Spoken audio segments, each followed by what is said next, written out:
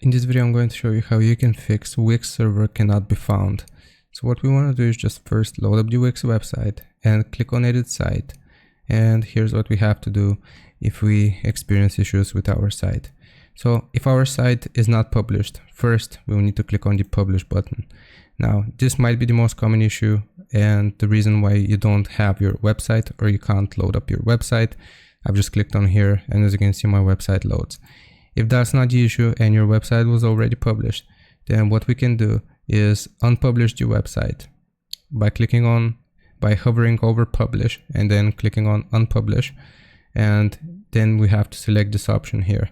Once you unpublish, your website won't be visible to visitors, so just simply unpublish your website.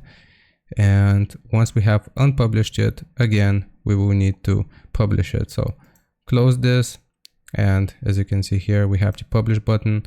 Now republish it and see if that fixes the issue. Hope this helps. Leave a like and sub, and I'll see you next time.